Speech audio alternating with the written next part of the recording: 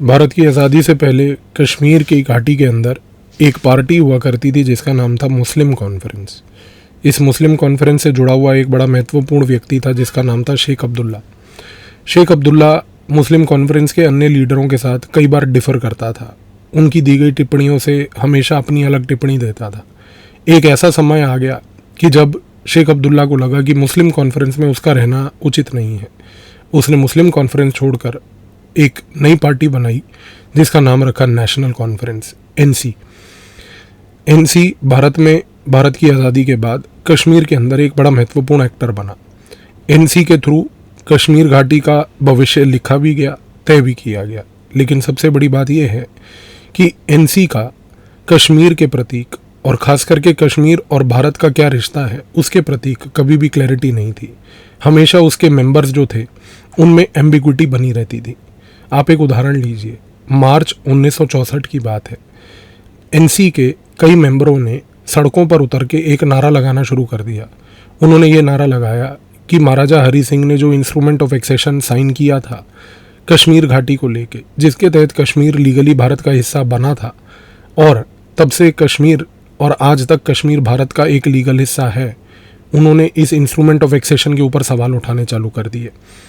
आज तक ये चीज़ क्लियर नहीं हो पाई कि एनसी का इंस्ट्रूमेंट ऑफ एक्सेशन को लेके एग्जैक्टली पोजीशन क्या है। खैर, ये बात यहीं नहीं रुकती। सबसे बड़ी बात कि मार्च 1964 में जब उन्होंने ये इंस्ट्रूमेंट ऑफ एक्सेशन को लेके सड़कों पर उतर के प्रोटेस्ट किए, एक चीज़ तो तय हो गई, उन्होंने कुछ समर्थन प्राप्त किया। जैसे ही उनको कुछ समर्थन मिला, उस समय एनसी के 4 स्पेसिफिक लीडर्स जो थे, जो उस पार्टी से जुड़े हुए थे, उन्होंने पार्टी के तहत ही 2 संगठन बनाए। पहला संगठन जिसका नाम रखा गया स्टूडेंट फेडरेशन, दूसरा संगठन जिसका नाम रखा गया यंग मेंस लीग। ये जो 2 संगठन बने, यंग मेंस लीग और स्टूडेंट फेडरेशन, इनके साथ जुड़े हुए थे 4 बड़े महत्वपूर्ण व्यक्ति जिनके तार एनसी से थे। उनमें से पहला था अशरफ भट्टू, दूसरा था बशीर अहमद किचलू, तीसरा था जफ़र उल इस्लाम और चौथा महत्वपूर्ण व्यक्ति था गुलाम सरवर। ये 4 व्यक्तियों ने जब ये 2 संगठन बनाए, इन संगठनों के तहत ये लोग सड़कों पे उतर आए। सड़कों पर उतर के इन्होंने प्रोटेस्ट चालू करे। इन्होंने ये बोलने की कोशिश करी कि हम कश्मीर को आज़ादी दिलाएंगे। सवाल ये उठ रहा था कि क्या एनसी की ये ऑफिशियल पोजीशन थी कि वो भी कश्मीर को भारत से आज़ाद करना चाहता था या क्या था। इसके ऊपर एनसी ने कभी क्लैरिफिकेशन नहीं दिया। ये 4 व्यक्ति यहीं नहीं रुके। जब इन्होंने इस प्रकार की बातें सड़कों पर उतर के लोगों के प्रतीक जाकर करनी शुरू करी और लोगों का समर्थन इनको मिलना शुरू हुआ, इस चीज़ के ऊपर नज़र रखी आईएसआई पाकिस्तान ने जैसे ही देखा कि ये 4 व्यक्ति यूथ जिन्होंने 2 संगठन एनसी से जुड़े हुए बनाए हैं, पाकिस्तान के मन में 2 चीज़ें आईं। पहला, उसको ये लगा कि क्योंकि ये एनसी से जुड़े हुए हैं तो जाहिर सी बात है कि राजनीतिक ताकतें इनके साथ हैं। और दूसरा, क्योंकि ये कश्मीर को भारत से आज़ाद करने की बात कर रहे हैं, इनका समर्थन हमें करना चाहिए। और यही हुआ। उस समय गुलाम सरवर, जो इन 4 लोगों में से एक आदमी था, उसको लीडर बनाते हुए पाकिस्तान ने 1965 के अंदर एक संगठन क्रिएट किया इन 4 व्यक्तियों को लेकर, और संगठन का नाम रखा मास्टर सेल। आपने शायद ये शब्द मास्टर सेल पहली बार सुना होगा, क्योंकि जब भी हम कश्मीर घाटी में, कश्मीर के अंदर आतंकवाद की बात करते हैं, कश्मीर के आतंकवाद का इतिहास पढ़ते हैं, हम अक्सर ये कहते हैं कि कश्मीर में आतंकवाद 1990 के दशक में चालू हुआ। लेकिन ये बात गलत है। कश्मीर में आतंकवाद 1947 से चल रहा था। उस दिन से चल रहा था जिस दिन पाकिस्तान ने आर्मी के यूनिफॉर्म को पहनाकर जिहादी 1947 में उसने कश्मीर में भेजे थे। लेकिन इस जिहाद के बहुत सारे साइकिल्स थे। पहला साइकिल 1947-48 में था और दूसरा था मास्टर सेल। ये जो तार हैं बीच के, ये जो कनेक्टिंग डॉट्स हैं, ये लोगों को नहीं मालूम, लेकिन ये मास्टर सेल बना। मास्टर सेल एनसी से एक प्रकार से जुड़ा भी हुआ था। Student federation, young mains league एक फीडर ग्रुप के तहत बने हुए थे जो कि लोगों को मोबिलाइज कर रहे थे। एनसी की बैकिंग के तहत इन संगठनों ने कश्मीर घाटी में 3 चीज़ें करी। सबसे पहला, मास्टर सेल ने एक बड़ा महत्वपूर्ण कार्य ये किया कि उन्होंने एक और गुट बनाया। उस गुट का नाम रखा पोस्टर सेल। पोस्टर सेल के तहत एक व्यक्ति जो था जिसका नाम था गुलाम रसूल जगीर, उसको रिस्पॉन्सिबिलिटी दी गई और उसको बोला गया कि आप कश्मीर घाटी के लिए पोस्टर्स की प्रिंटिंग कीजिए। पोस्टर की प्रिंटिंग इस प्रकार से हुई कि गुलाम रसूल ज़गीर ने जो पोस्टर बनाए वो सारे भड़काऊ पोस्टर थे। ये पोस्टर्स पूरे कश्मीर घाटी में गांव-गांव, चप्पे-चप्पे पे चिपकाए गए। हर पोस्टर में एक ही बात थी, बात ये थी कश्मीर को आज़ादी दिलानी है। इसके बाद क्या हुआ, ये लोग मास्टर सेल के, क्योंकि इनको आईएसआई सपोर्ट कर रही थी, आईएसआई ने इनको बारूद और असला देना चालू किया। इस बारूद और असले से आप सोच के देखिए कि मास्टर सेल के इन लोगों ने क्या किया। सबसे पहले कश्मीर में इन्होंने रीगल चौक, जो कि उस समय कश्मीर घाटी में और आज भी श्रीनगर में खास करके अगर हम देखें तो रीगल चौक जो श्रीनगर के अंदर है एक बड़ा महत्वपूर्ण इलाका है, वहाँ पर लोगों का जमावड़ा बहुत होता है। उस इलाके में इन लोगों ने ग्रेनेड फेंके। फिर लाल चौक, श्रीनगर का सबसे महत्वपूर्ण इलाका लाल चौक, जो बड़ा फेमस भी रहता है क्योंकि बहुत लंबे समय तक उस लाल चौक पर भारत का झंडा नहीं फहराया गया था। लेकिन इन लोगों ने उस समय, जो मास्टर सेल के ये 4 लोग थे, इन्होंने लाल चौक पर भी ग्रेनेड फेंके। अब आप सोचेंगे कि ग्रेनेड फेंकने से क्या, ग्रेनेड फेंकने से बहुत बड़ी चीज़ हुई। इन लोगों ने उस समय मास्टर सेल के तहत लोगों के मन में भ्रम पैदा किया, डर पैदा किया, दहशत पैदा करी। ये जो दहशतगर्दी इन्होंने करी, इससे ये लोग सक्सेसफुल रहे। लेकिन सबसे बड़ी बात ये थी कि जब ये मास्टर सेल बना, मास्टर सेल को उस समय जब आईएसआई सपोर्ट कर रही थी, आईएसआई के साथ साथ एक संगठन और जुड़ा था जो मास्टर सेल को डे टू डे बेसिस पे सपोर्ट करता था। वो संगठन था Pakistan intelligence bureau, PIB. Pakistan intelligence bureau और आईएसआई दोनों क्योंकि मास्टर सेल को सपोर्ट कर रहे थे, दिक्कत ये हुई कि इन दोनों के जो ऑपरेटिव्स थे वो अलग अलग थे, इन दोनों के जो केस ऑफिसर्स थे वो अलग अलग थे। उन दोनों में किसी प्रकार का कोई सिंक्रोनाइजेशन नहीं हुआ और अनफॉर्चुनेटली एक बार पाकिस्तान इंटेलिजेंस ब्यूरो के एक अधिकारी, जो कि उधर का केस ऑफिसर था मास्टर सेल का, वो कुछ इन्फॉर्मेशन और असला पहुंचा रहा था भारत में कश्मीर के तहत, और जैसे ही वो असला और पैसा और इन्फॉर्मेशन आ रही थी, उसको बेसिकली भारत की इंटेलिजेंस ब्यूरो ने इंटरसेप्ट कर लिया। और जैसे ही इंटरसेप्ट करा तो उस इंटरसेप्शन के बाद चंद लोग पकड़े गए। ये लोग जो पकड़े गए ये मास्टर सेल से जुड़े थे। उन लोगों की इंटेरोगेशन के तहत मालूम चला कि मास्टर सेल को आईएसआई और पाकिस्तान इंटेलिजेंस ब्यूरो दोनों चला रहे हैं। इसके बाद भारत की इंटेलिजेंस ब्यूरो के काउंटर इंटेलिजेंस ऑपरेशंस के तहत मास्टर सेल को न्यूट्रलाइज कर दिया गया। लेकिन मास्टर सेल तो जब न्यूट्रलाइज हुआ तो हुआ, लेकिन इंटेलिजेंस ब्यूरो जो भारत की थी उसकी तरफ से एक गलती हो गई। गलती ये थी कि उनको ये चीज़ रियलाइज़ नहीं हुई कि मास्टर सेल का एक गुट था जो था पोस्टर सेल, और पोस्टर सेल का जो लीडर था जिसका नाम था बेसिकली गुलाम रसूल, ये जो व्यक्ति था गुलाम रसूल ज़गीर, ये व्यक्ति बड़ा महत्वपूर्ण था। ये इसलिए महत्वपूर्ण था क्योंकि जब इंटेलिजेंस ब्यूरो के काउंटर इंटेलिजेंस ऑपरेशन हुए तो ज़गीर तो पकड़ा नहीं गया और पोस्टर सेल का ये व्यक्ति गायब हो गया।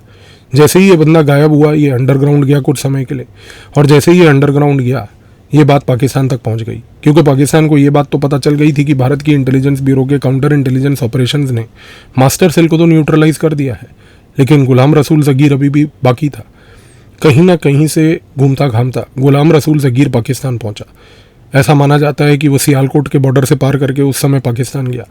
जैसे ही वो पाकिस्तान पहुंचा, उस समय गुलाम रसूल ज़गीर को सिर्फ इतना पता था कि पाकिस्तान इंटेलिजेंस ब्यूरो के अंदर एक आदमी है जिसका नाम है ज़फ़र इकबाल राठौर, जो कि केस ऑफिसर था उस समय गुलाम सरवर का।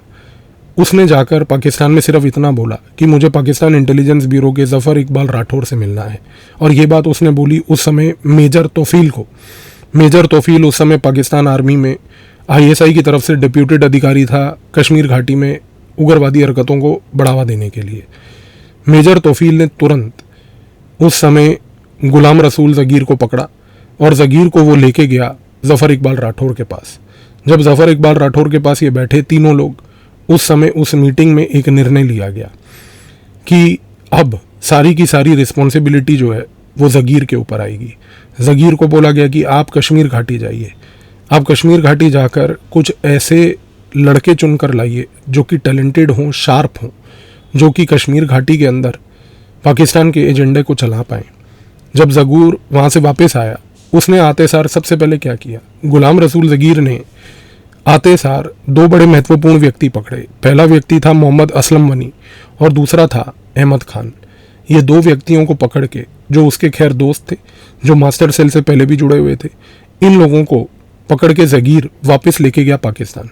जब वो पाकिस्तान इनको लेकर गया वापस, एक चीज़ तो तय हो गई कि वहाँ पर जाके ये 3 लोग जब बैठे ज़फ़र इकबाल और मेजर तौफील के साथ, तो एक प्लान ये बनाया गया कि अब इन लोगों को एक नई रिस्पॉन्सिबिलिटी सौंपी जाएगी और नया संगठन बनाया जाएगा।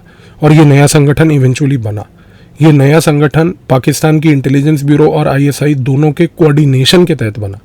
सोच के देखिए, समझ के देखिए, जो गलती मास्टर सेल के दौरान हुई थी वो गलती को अब दोबारा पाकिस्तान ने नहीं दोहराया।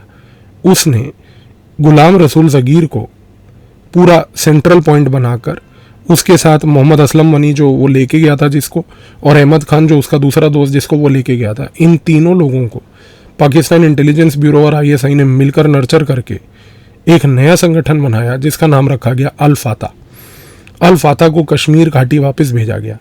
ये 3 लोग आए। इन 3 लोगों को बोला गया कि अब आप बहुत सारी हरकतें करेंगे कश्मीर घाटी में, जैसे कि सबसे पहले आप क्या करेंगे, आप बेसिकली पोटेशियम क्लोराइड का प्रयोग करेंगे। पोटेशियम क्लोरेट का प्रयोग करके आर्सेनिक सल्फाइड के साथ उसको मिलाकर इम्प्रोवाइज्ड एक्सप्लोसिव डिवाइसेस बनाएंगे। ये चीज़ के ऊपर कार्य चालू हुआ।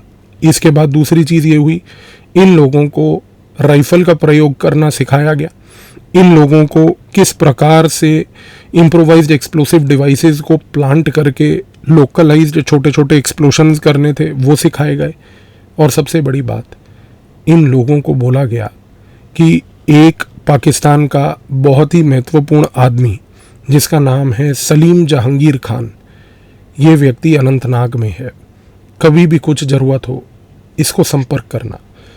सलीम जहांगीर खान अनंतनाग में एक गांव के अंदर एक पोल्ट्री फार्म चलाता हुआ ये व्यक्ति, जिसके पास ये लोग अक्सर जाया करते थे, जिसके पास गुलाम रसूल ज़गीर अक्सर जाके उससे पैसा, असला, सहायता, ये सब चीज़ें लेता था, जनरल डायरेक्शन लेता था। ये व्यक्ति कोई पोल्ट्री फार्म ओनर नहीं, बल्कि आईएसआई का एक ऑपरेटिव उस समय, पाकिस्तान आर्मी का एक अधिकारी उस समय, सलीम जहांगीर खान, ये व्यक्ति अनंतनाग में चुपचाप रहता था। और ये बंदा रिस्पॉन्सिबल था अल फाता को पूरी की पूरी स्ट्रेटेजिक डायरेक्शन देने में। तो मास्टर सेल री इमर्ज हुआ अल फाता के तहत। और अल फाता में जब ये आया, इसको और सहायता मिली 1970 में। 1970 में सहायता इसलिए मिली क्योंकि ज़फ़र इकबाल राठौर, वो व्यक्ति जो पाकिस्तान इंटेलिजेंस ब्यूरो में काम करता था, जिसने गुलाम रसूल ज़गीर को नर्चर किया था, 1970 में ज़फ़र इकबाल राठौर एक डिप्लोमेटिक असाइनमेंट के तहत पाकिस्तान के साथ इस प्रकार से उसने उसको भारत भेजा कि वो पाकिस्तान का जो भारत के अंदर हाई कमीशन है उसमें एक सीनियर अधिकारी बन के आया।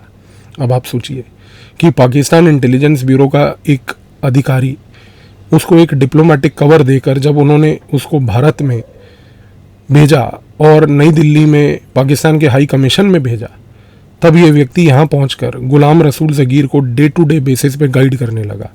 अल फाता ने बहुत सारे एक्सप्लोजन्स किए, अल फाता ने बहुत लोगों की जान ली, और सबसे बड़ी बात, अल फाता के लोगों ने ज़फ़र इकबाल राठौर की निगरानी में, जो कि एक डिप्लोमेटिक असाइनमेंट पे था भारत में, पाकिस्तान इंटेलिजेंस ब्यूरो का अधिकारी, उसकी नॉलेज से, उसके अप्रूवल से, उसकी प्लानिंग के तहत इन्होंने 1970 में पुलवामा के एजुकेशन डिपार्टमेंट में एक डकैती भी डाली।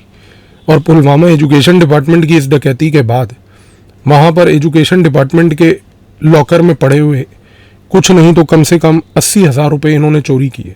खैर 80,000 रुपये आज की डेट में तो कुछ नहीं, लेकिन आप सोच सकते हैं कि 1970 में उसकी क्या वैल्यू होगी। उस पैसे से इन्होंने अल फाता की ऑर्गेनाइजेशन को और बढ़ाया, इन्होंने स्टूडेंट फेडरेशन को और मजबूत किया, इन्होंने यंग मेंस लीग को और मजबूत किया। जब ये सब हो रहा था तो 1970 के दशक में एक और चीज़ हुई। एक चीज़ ये थी कि शेख अब्दुल्ला जो था, जो एनसी का बड़ा एक प्रोमिनेंट फेस था, शेख अब्दुल्ला का एक बहुत ही करीबी दोस्त हुआ करता था मिर्ज़ा असलम बेग। मिर्ज़ा असलम बेग के साथ दिक्कत क्या थी?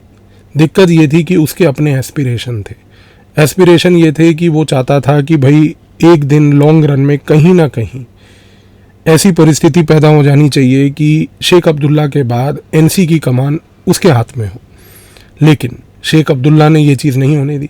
शेख अब्दुल्ला अपने बेटे फ़ारूक अब्दुल्ला को नर्चर करता था। वो चाहता था कि भाई मेरे जाने के बाद मेरा बेटा फ़ारूक अब्दुल्ला जो है कमान संभाले।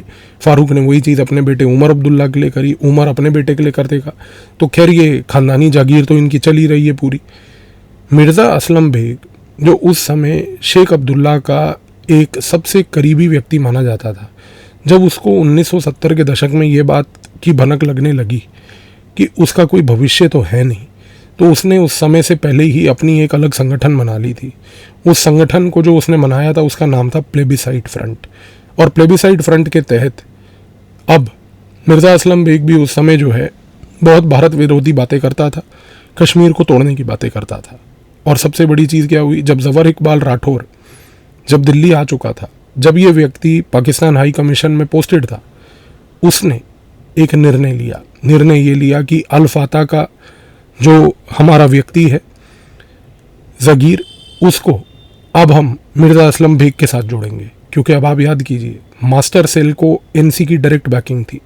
इसी प्रकार से अब जो प्लेबिसाइड फ्रंट बना हुआ था, जो वैसे तो एक कहने को एक राजनीतिक ऑर्गेनाइजेशन थी, एक राजनीतिक संगठन था, लेकिन वो सारा काम भारत विरोधी करता था। इस भारत विरोधी संगठन को एक कवर के तहत प्रयोग करके उसको अल फाता से जोड़ा गया। अब दोनों का फ़ायदा था। ज़गीर को, अल फाता को बेसिकली मिर्ज़ा असलम बेग के इस संगठन से जोड़ने से क्या फ़ायदा मिला, उसको प्लेबिसाइड फ्रंट से जोड़ने से ये फ़ायदा मिला कि उसको एक पॉलिटिकल कवर मिल गया।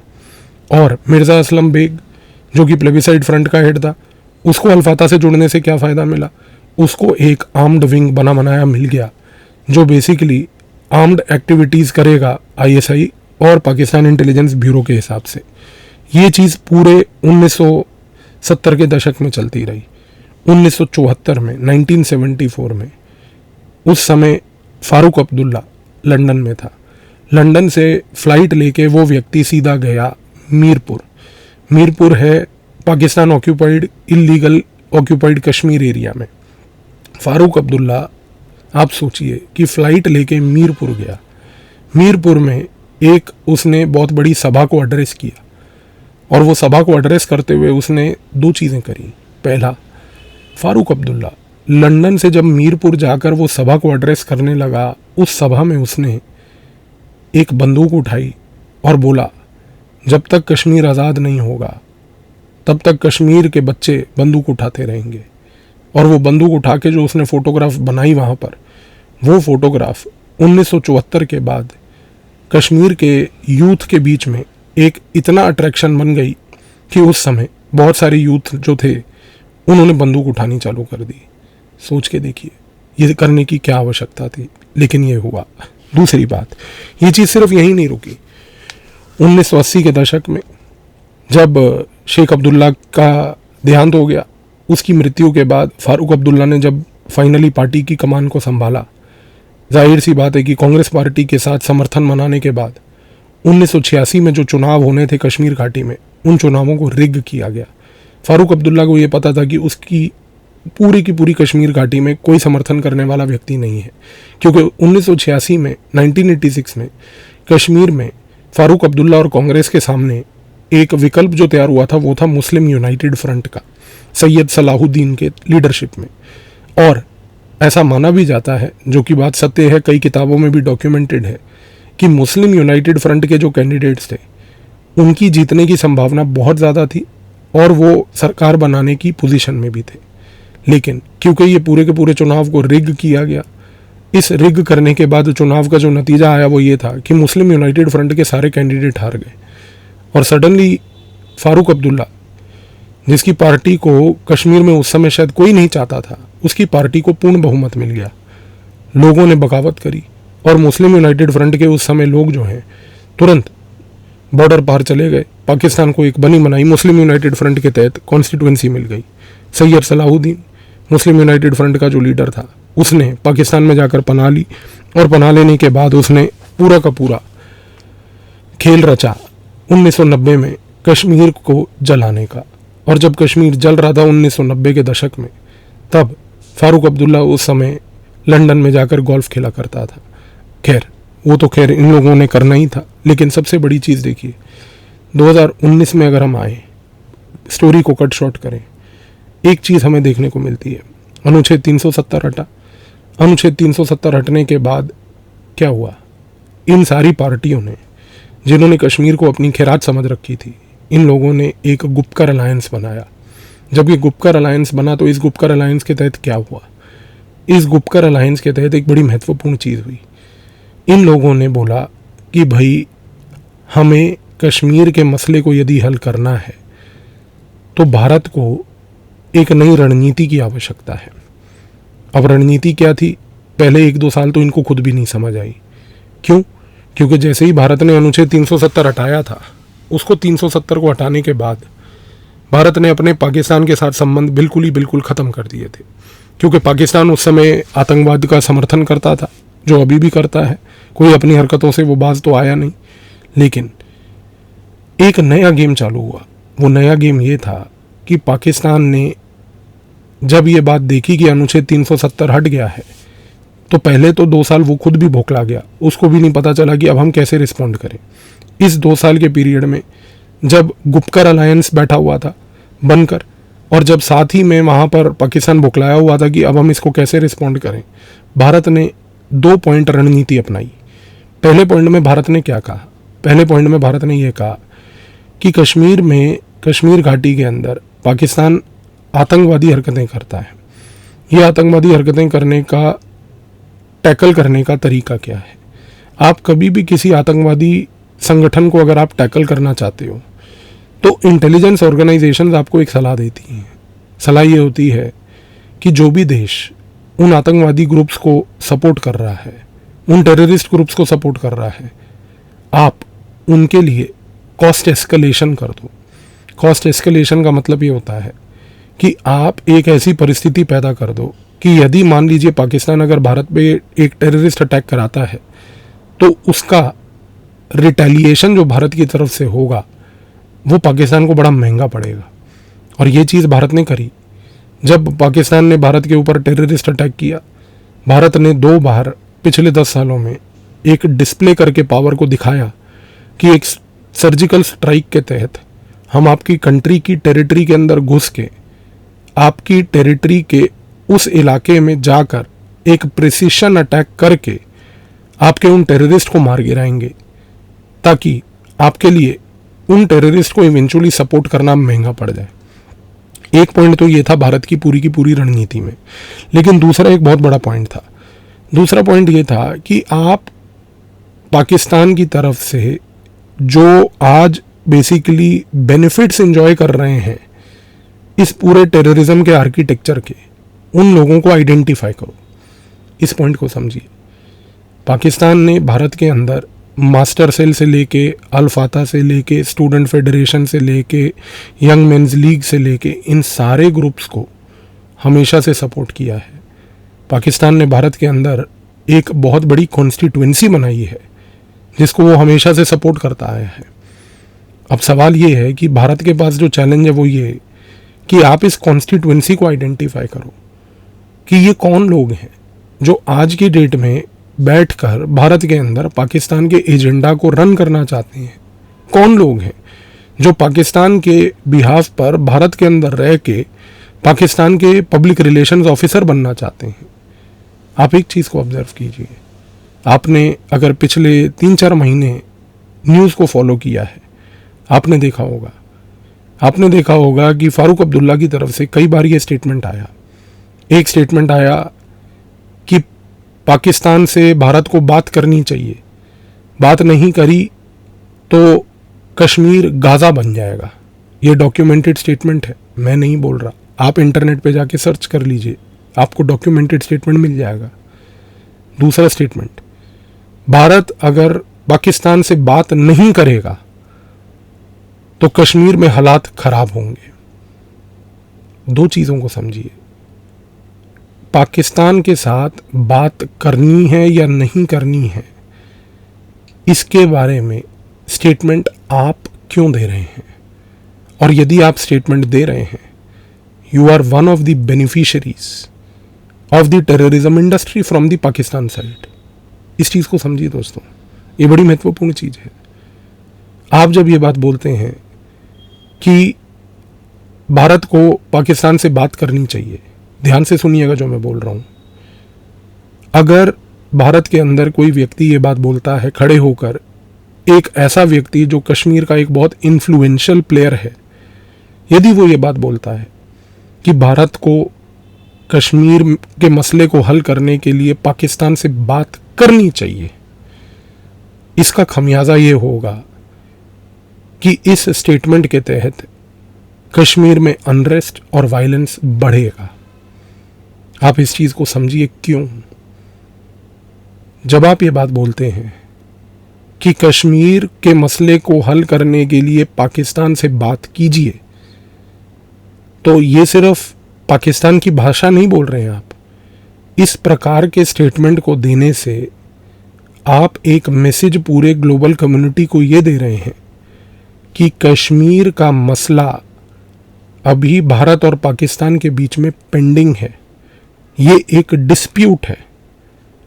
आप ये चीज को जब बढ़ावा देते हैं तो इस स्टेटमेंट से पाकिस्तान इनकरेज होता है। इनकरेज होकर वो भारत के कश्मीर में अटैक करता है। अटैक करके वो ग्लोबल अटेंशन को डाइवर्ट करके दिखाता है कि देखिए, इनके यहां पर भी लोग बोल रहे हैं कि बात कीजिए, क्योंकि ये एक मसला है। आप खेल को समझिए। कश्मीर भारत और पाकिस्तान के बीच में कोई डिस्प्यूट नहीं है। अगर डिस्प्यूट है तो वो एक है कि कश्मीर का बहुत बड़ा हिस्सा पाकिस्तान ने गैर कानूनी तरीके से ऑक्यूपाई करके रखा है। पाकिस्तान ये बताए वो कब छोड़ेगा। आप कभी इन जैसे लोगों के मुंह से ये स्टेटमेंट नहीं सुनेंगे। आप इन जैसे लोगों के मुंह से ये स्टेटमेंट नहीं सुनेंगे कि भारत पाकिस्तान से बात करे और उसको बोले कि पाकिस्तान ऑक्यूपाइड कश्मीर हमें लौटाए। आप ये बात नहीं सुनेंगे। आप सिर्फ इतना सुनेंगे कि भारत को पाकिस्तान से बात करनी चाहिए कश्मीर के मसले को हल करने की। आप सलाह देंगे, आप नहीं देने लायक हैं सर। आप जाइए लंदन, खेलिए गोल्फ या रहिए वहां पर और नाच गाना और शराब और अय्याशियां करिए जिसके लिए आप हैं। इस प्रकार की बातें ना कीजिए, क्योंकि अब आप खेल को समझिए। जब आने वाले समय में यदि भारत अगर ये बात बोलेगी सरकार कि हम इंडस वाटर ट्रीटी को रिविजिट करना चाहते हैं, जो कि सरकार ने अभी पिछले 1 महीना पहले बोला है, पाकिस्तान को एक नोटिस भी दिया है, फिर ये लोग ऐसी ही बात करेंगे कि यदि इंडस वाटर ट्रीटी को भारत ने रिविजिट किया तो कश्मीर जल जाएगा। आप चीज को समझिए, क्योंकि जब जब ये स्टेटमेंट दी जाएगी कि मसला है कश्मीर को रिजॉल्व करने के लिए भारत को पाकिस्तान से बात करनी चाहिए, आप पूरे वर्ल्ड के अंदर एक ये भ्रम पैदा कर रहे हैं कि कश्मीर घाटी और कश्मीर का जो मसला है वो एक अनरिजॉल्व्ड पेंडिंग इशू है। और मैंने आपको बताया पेंडिंग इशू है, बिल्कुल है, लेकिन पेंडिंग इशू सिर्फ ये है कि पाकिस्तान ये बताए कि जो गैर कानूनी तरीके से उसने भारत के कश्मीर के ऊपर कब्जा किया है उसको वो कब लौटाएगा। आप इस खेल का ध्यान रखिएगा, क्योंकि आने वाले समय में ये बढ़ चढ़कर आपके सामने दिखेगा। ये आने वाले समय में इन प्रकार की स्टेटमेंट्स के ऊपर खास ध्यान दीजिएगा। और आप मुझे कमेंट में लिखकर ये ज़रूर बताइएगा आज कि क्या आप इस बात से समर्थन देते हैं मेरा कि कश्मीर भारत और पाकिस्तान के बीच में एक डिस्प्यूट है, लेकिन डिस्प्यूट ये है कि आप गैर कानूनी ऑक्यूपाइड कश्मीर कब छोड़ेंगे। क्या डिस्प्यूट ये है या डिस्प्यूट ये है कि भारत को सिर्फ और सिर्फ पाकिस्तान से बात करनी चाहिए। अब इस पूरे एनालिसिस के बाद कश्मीर के इस भविष्य को क्या दिशा मिलनी चाहिए आपके ऊपर है। कमेंट में अपना उत्तर ज़रूर दीजिएगा। धन्यवाद।